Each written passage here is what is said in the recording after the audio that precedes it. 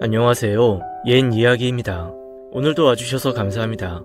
옛 이야기 채널은 사연 읽어주는 남녀 채널에서 지금은 삭제되어 들을 수 없는 21년도에 소개해드린 사연 중 베스트 사연만 뽑아 다시 읽어드리는 채널입니다. 구독과 좋아요 부탁드리며 오늘의 사연 시작하겠습니다.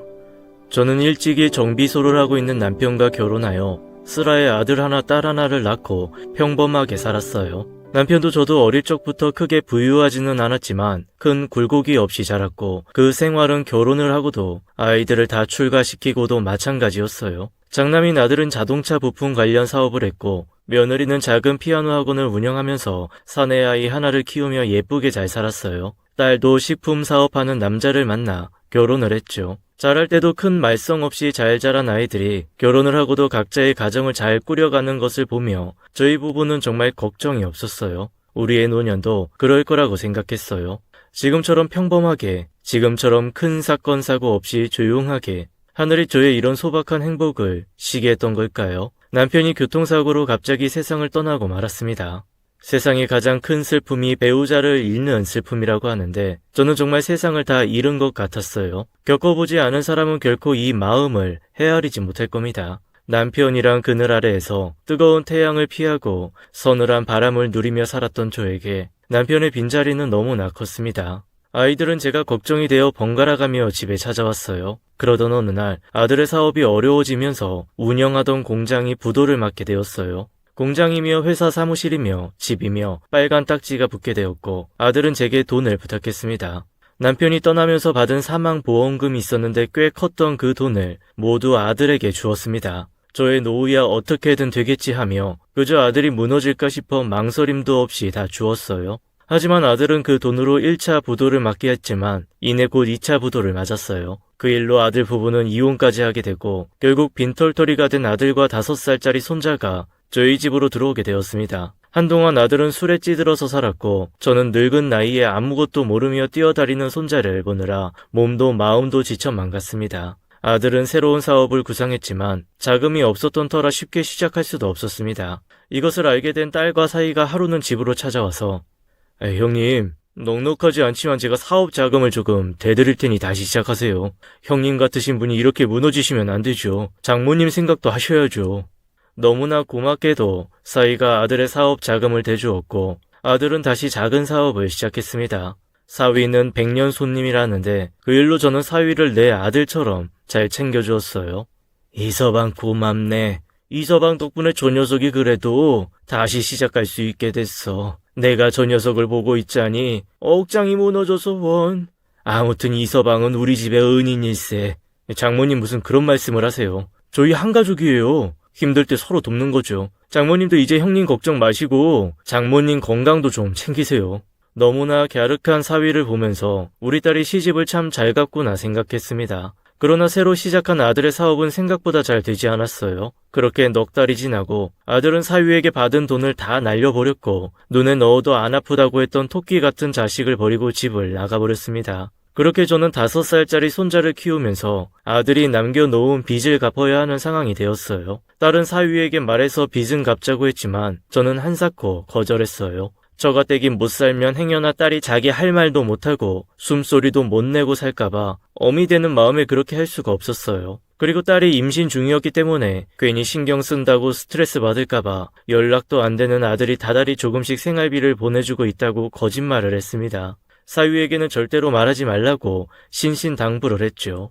하지만 생활비 이야기는 거짓말이었기에 저는 돈을 벌어야 했어요. 그래서 일자리를 알아보러 다녔지만 결혼하고 전업주부로만 살았던 제가 할 수 있는 것들은 많이 없었어요. 거기다 그때 제 나이가 55세이었으니 더더욱 그랬죠. 지금까지 살면서 제대로 할 줄 아는 일이 하나 없이 나이만 먹었다는 현실에 그때 정말 좌절감이 들더군요. 누구의 아내, 누구의 엄마의 모습 말고는 제가 할 수 있는 일이 없다는 것에 참 비참했습니다. 그래도 죽으란 법이 없는지 아는 동생이 정수기 회사에 코디를 뽑는다고 거기에 한번 가보라고 하더군요. 집집마다 다니면서 정수기 청소를 해주고 필터를 갈아주는 일이라고 하였어요. 초보도 할 수 있다고 해서 저는 당장 그 일을 시작한다고 했습니다.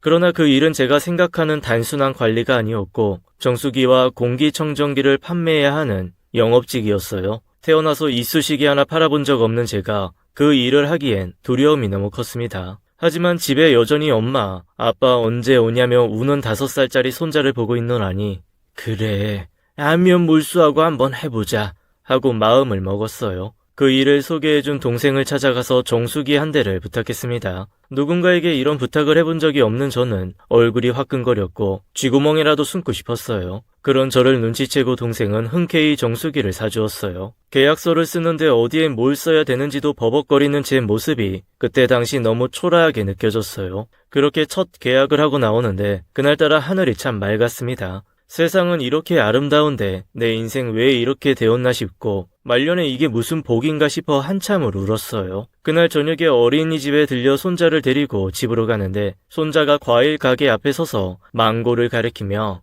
할머니, 나 이거 먹고 싶어 라고 했어요. 아이고 내 새끼, 저게 먹고 싶어? 저기 아저씨, 저거 한 소쿠리 줘요. 한 소쿠리에 망고가 6개 담겨 있었고 과일 장수는 비닐에 담으며 48,000원이라고 했습니다. 저는 순간 망고 한 개가 왜 이렇게 비싸나 싶어 조금 당황해하고 있으니 요즘 망고 값이 비싸요. 그래도 이거는 크고 더 맛있어요. 라고 하더라고요. 결국 그날 저는 망고 2개를 사서 집으로 왔습니다. 아무것도 모르는 손자는 저에게 2개밖에 안 사준다고 울었어요. 엄마는 매일 사줬었는데 엄마가 보고 싶다면서 또 펑펑 울었어요. 저도 손자를 따라 울고 싶었습니다. 그러던 어느 날 제가 코디 일을 시작했다는 것을 알게 된 사위가 자신의 회사에 정수기 2대를 넣는다고 연락이 왔습니다. 이미 정수기가 있었을 테지만 장모가 한다고 하니 위약금까지 물고 바꾸려고 하더군요. 이서방, 이렇게까지 안 해줘도 되는데. 에이, 장모님이 하시는데 제가 당연히 바꿔드려야죠. 그렇게 사위 회사에 정수기 2대가 들어갔고 한 달 뒤 저는 정수기 점검을 하러 사위의 회사로 가게 되었습니다. 행여나 사위를 마주치면 어색할까 싶고 직원들이 제가 장모라는 것을 알면 입장이 곤란해질까 싶어서 일부러 직원들이 밥 먹으러 간 점심시간대 갔습니다. 안내데스크에 여자 직원만 1명 있더라고요. 저는 정수기 점검을 끝내고 사위를 마주칠세라 빨리 그곳을 빠져나왔어요. 인간은 환경에 적응하는 동물이라고 했던가요? 저는 처음에는 너무 낯설고 누군가에게 싫은 소리를 해야 하는 것 같았던 이 일에 점점 적응해가고 있었어요. 주변 사람들이 저더러 성격도 많이 변했다고 하더군요. 처음에 언니 봤을 때 저 언니 며칠 버티겠냐고 했는데 언니가 이렇게 오래 버틸 줄 몰랐어. 그러니까 언니 이번 달도 지금 계약 1등이잖아. 진짜 사람 일 모르는 거라니까. 코드 일은 처음 시작이 어려웠지 적응을 하니 재미있었고 나름 보람도 느껴지는 일이었어요. 그리고 제가 한 만큼 수입이 바로 올라오니 욕심도 생기더라고요. 저는 저에게 이렇게 적극적인 모습이 있는지 몰랐고 사람을 만나는 것을 이렇게 좋아하는 줄도 몰랐어요. 그렇게 하루하루 즐겁게 사니 딸도 사위도 제 걱정을 놓는 눈치였어요. 그렇게 한 달이 지나고 또다시 사위 회사에 정수기 점검을 하러 가는 날이었습니다. 그날도 점심시간에 찾아갔는데 안내데스크에 여직원이 없더라고요. 잠시 화장실 갔나 보다 싶어서 정수기 점검을 하고 있는데 사위가 있는 사장실에서 인기척이 나는 것 같았어요. 이서방이 아직 점심을 먹으러 안 나갔나? 저는 사장실 쪽으로 발걸음을 옮겼어요. 그리고 저는 보지 말아야 할 충격적인 장면을 보게 되었습니다. 지금도 그때를 생각하면 심장이 벌렁거립니다. 사위는 어떤 여자와 함께 있었어요. 사위는 책상 의자에 앉아 있었고 여자는 사위의 책상 위에 앉아 둘이서 스킨십을 하고 있더군요. 다리가 후들거려서 바닥에 주저앉을 뻔한 걸 겨우 참으며 밖으로 나왔습니다. 도대체 이게 무슨 일인가 싶어 상황 파악이 안 되고 믿는 도끼에 발등 찍힌다 라는 것이 이런 거구나 싶은 것이 정말로 망치로 뒤통수를 3개 맞은 것 같았어요. 만삭인 딸아이가 생각나면서 눈물밖에 안 나더군요. 딸아이에게 전화를 걸었습니다. 딸, 아무 일 없지? 엄마, 우린 아무 일 없지. 왜? 엄마 무슨 일 있어? 아니, 그냥 우리 딸 목소리 듣고 싶어서 전화했지. 이서방은 잘해주고. 그 사람이야 뭐 나밖에 모르지. 근데 요즘 회사 일이 바빠서 많이 늦어. 어제도 지방 출장 간다고 집에 못 들어왔어. 가슴이 철렁하더군요. 지방 출장 간다고 외박한 사위 이야기에 아까 제가 본 장면이 오버랩되면서 저는 분노가 차올랐어요. 하지만 딸에게는 말을 할 수가 없었어요. 며칠 뒤 출산일을 앞두고 있는 딸아이가 충격으로 잘못될까 싶어 차마 말을 할 수가 없었죠. 저는 결국 3일 월차를 내고 알아누웠어요. 이 일을 어떻게 해야 되나 싶어 속만 태웠죠. 이 사실을 딸이 알게 되었을 때를 생각해보니 딸은 바로 이혼한다고 울고 불고 난리가 날 것이고, 그럼 태어난 아이는 또 어떻게 할 것이며 불륜의 증거도 없는데 위자료도 못 받고 버려지는 것이 아닌가. 그냥 사위를 만나서 못 본 걸로 할 테니 제발 정신 차리라고 해야 하나 싶고 별별 생각이 다 들었습니다. 남편 없이 혼자 살아보니 정말 그건 너무나 힘든 일이었고, 딸 나이가 이제 30인데 저 애가 이혼녀의 딱지로 아이를 키우면서 살 생각을 하니 가슴이 미어졌습니다. 며칠 뒤 딸이 사내 아이를 출산했고 저는 그 소식이 기쁘지만은 않았어요. 딸, 고생 많았어. 몸은 괜찮아? 엄마 우리 아기 봤어? 예쁘지? 이서방 꼭 닮았지? 근데 오빠는 왜 아직도 안 오는 거야? 눈물이 나는 것을 억지로 참았습니다. 이서방 일이 바쁜 거야? 요즘 회사 일 때문에 정신없어. 곧 오겠지. 그날 사위는 오지 않았어요. 저는 퉁퉁 부은 딸의 얼굴과 발을 보고 많이 울었습니다. 엄마 왜 이렇게 울어? 우리 딸 기특해서 그렇지.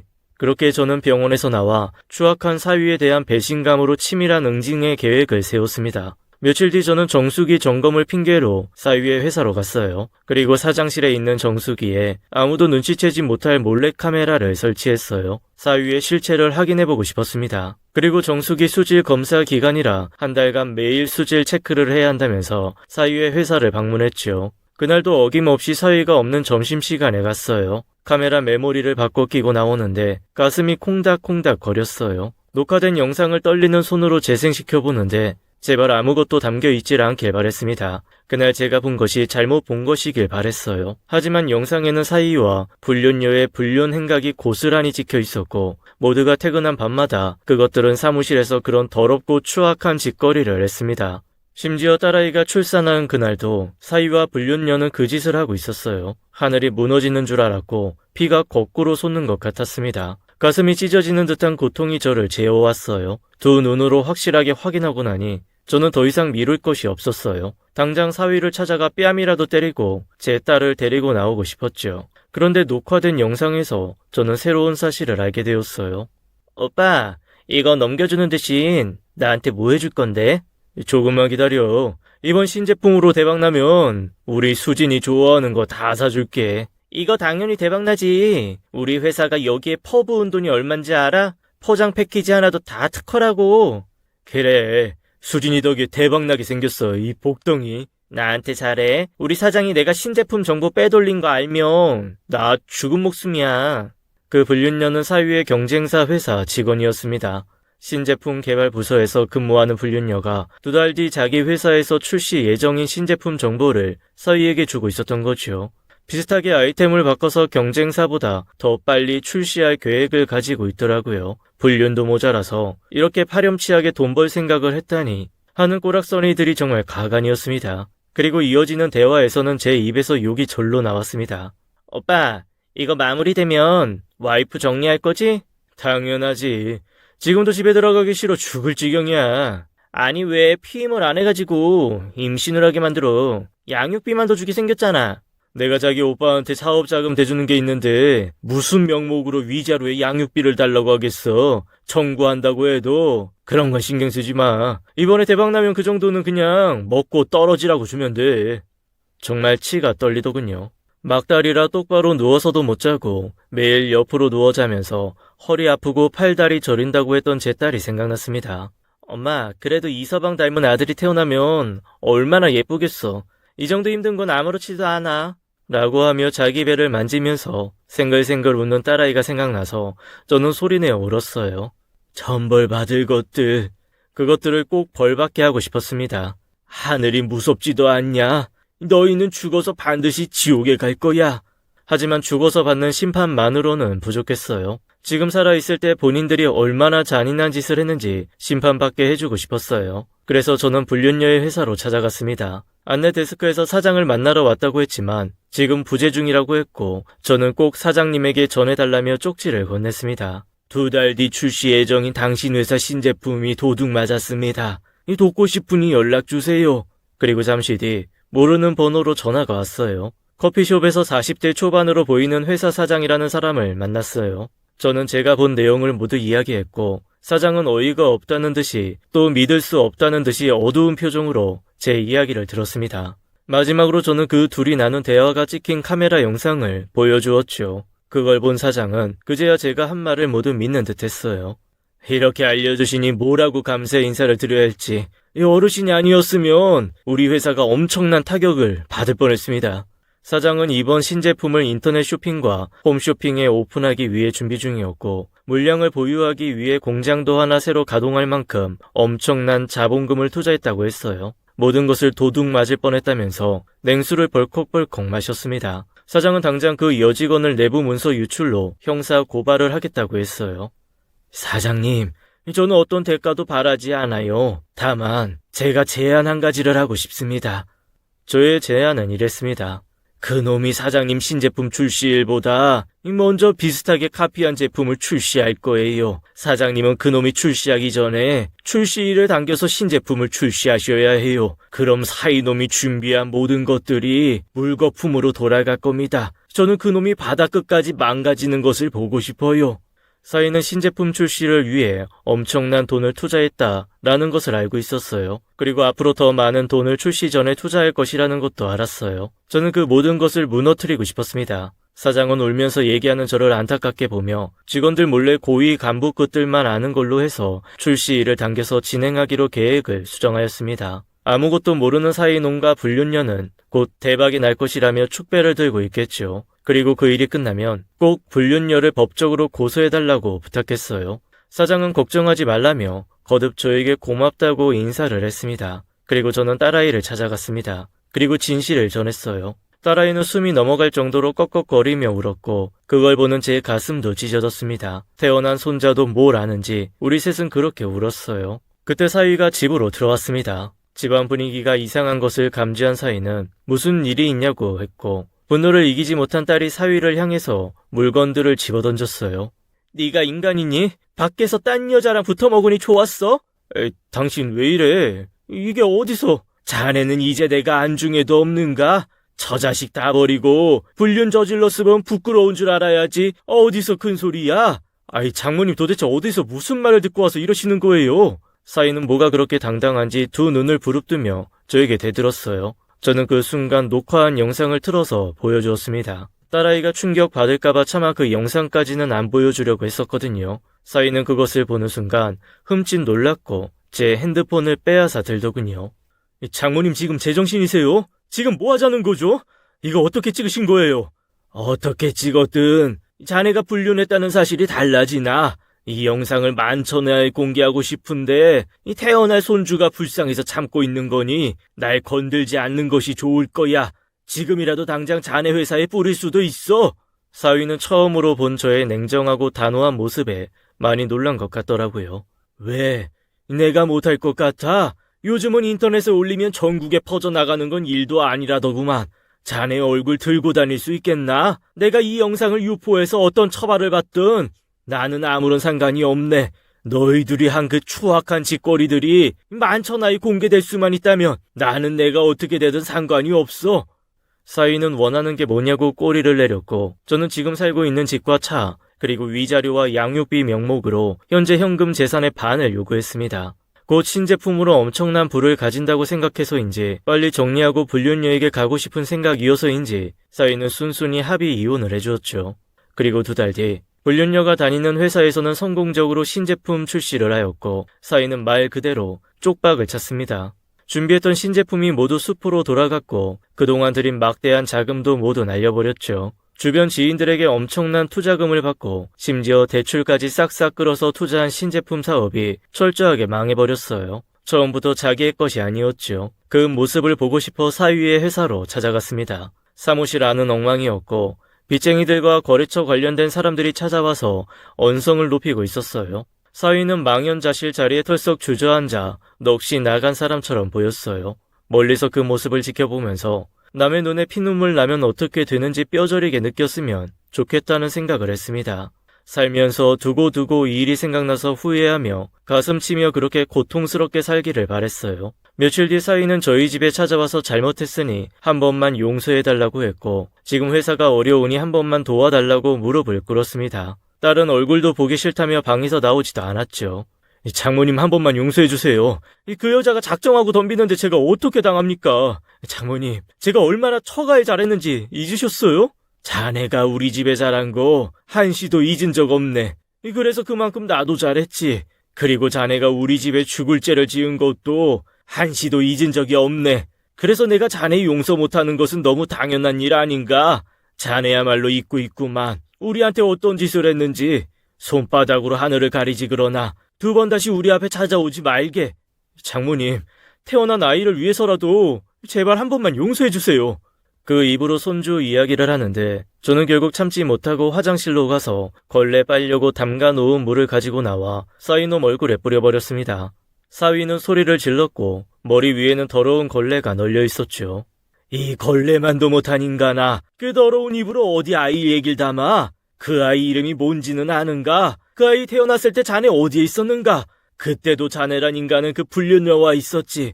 아이 때문에 이 정도로 참는 줄 알아? 당장 나가! 그게 사위의 마지막 모습이었습니다. 불륜녀는 어떻게 되었냐고요? 불륜녀 메일함에 수많은 신제품 관련 문서들이 사위의 메일로 간 것이 포착되었고 형사 고발을 당해 어마어마한 손해배상금을 물게 되었다고 하더군요. 그리고 불륜녀로 낙인 찍혀 얼굴도 못 들고 다니게 되었고 심지어 불륜녀는 만나는 남자친구도 있었다고 하네요. 그 남자친구가 회사로 찾아와서 한바탕 난리가 났었답니다. 남의 가정 파탄 내놓고 네가 웃을 일이 있으면 세상이 너무 불공평하잖아. 그치? 지금도 내 딸은 너희 때문에 밤에 자다가도 우는데 잠든 아기가 깰까봐, 나이 많은 어미가 깰까봐 소리내서 크게 울지도 못하고 그렇게 밤마다 베갯잎을 적시는데 너희가 잘 사는 건 너무 말이 안 되잖아. 그치? 그러니까 벌 받아. 그렇게 사위와 불륜녀는 그렇게 거짓골을 당했습니다. 딸아이는 받은 위자료로 결혼 전에 했었던 꽃집을 다시 하고 싶다고 했고 집 근처에 예쁜 꽃집을 오픈하여 새로운 시작을 하였어요. 엄마, 매일 예쁜 꽃들 보니까 너무 좋아. 엄마, 나 잘 살 거야. 이제 내 걱정은 하지 마요. 꽃처럼 예쁜 딸은 그렇게 회복되고 있었어요. 오늘은 우리 딸이 좋아하는 과일을 사가지고 집에 들어가야겠네요. 우리 첫째 손주가 좋아하는 망고도 한 소쿠리 사고요. 세상 살다 보니 정말로 죄짓고 사는 사람들은 많이 봅니다. 하지만 옛말에 뿌린 대로 거둔다 라고 하지요. 악한 것들 그 뿌린 대로 거두기를 바랍니다. 저처럼 당하신 분들이 계시다면 힘내시고 저희 긴 글 들어주셔서 감사합니다. 지금까지 사연 읽어주는 남녀 옛 이야기였습니다. 끝까지 함께 해주신 여러분 감사드리며 저희는 다음 사연으로 돌아올게요. 감사합니다.